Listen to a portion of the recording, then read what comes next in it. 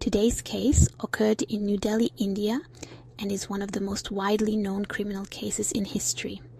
It sparked global protests and women's rights movements, calling for radical reforms to curb gender-based violence in India.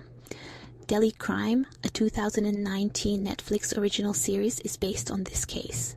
On December 16, 2012, 22-year-old physiotherapy intern Jyoti Singh and her male friend Awindra Pratap Pandey were returning home after watching the film Life of Pi in Munirka, a neighborhood in South Delhi.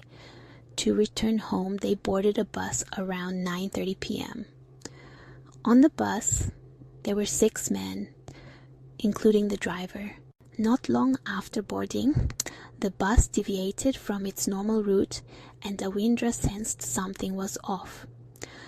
When he questioned the driver, the group of men began threatening them. A scuffle ensued and Awindra was severely beaten with an iron rod and eventually knocked unconscious.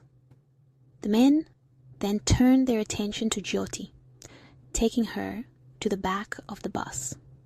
They mercilessly beat her with an iron rod and took turns assaulting her. A medical report later said that she suffered serious injuries to her abdomen, intestines, and genitals due to the assault, and doctors said that the damage indicated that a blunt object suspected to be the iron rod may have been used for penetration. That rod was later described by police as being a rusted L-shaped implement of the type used as a wheeljack handle. The attackers threw the unconscious victims out of the moving bus, and they were later found by a passerby around 11 p.m. The Delhi police were called, and the couple was taken to Safdarjung Hospital, where Jyoti received emergency care and was placed on life support. Awindra suffered broken limbs. The media's revelation of the attack sent shockwaves throughout the nation. Jyoti underwent multiple surgeries but remained in critical condition. She was transferred to a hospital in Singapore for an organ transplant, but she suffered a cardiac arrest during the flight and never regained consciousness. On December 29th, she was pronounced dead. Within a day of the incident, the Delhi police arrested the suspects, including the bus driver Ram Singh and 5 other men. The suspects were identified through CCTV footage and other evidence. Ram Singh, the bus driver, was found dead in Tihar jail in March 2013, a suicide.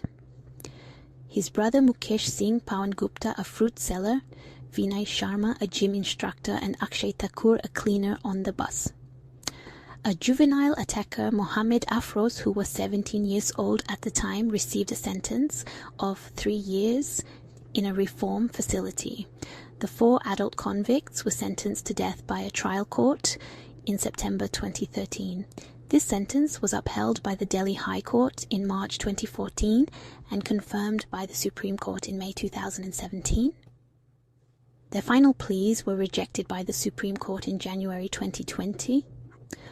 On March 20th, 2020, Mukesh Singh, Pawan Gupta, Vinay Sharma, and Akshay Thakur were executed by hanging at Tihar jail.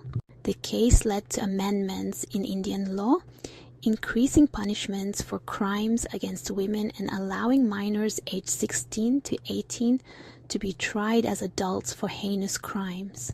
Despite these changes, crimes against women in India remain widespread, highlighting the need for both legal and societal changes. This case remains significant because it catalyzed a global campaign to end violence against women, leading to positive changes in the Indian legal system. How many more cases like this will it take before we see a world where women can live without fear? Thank you.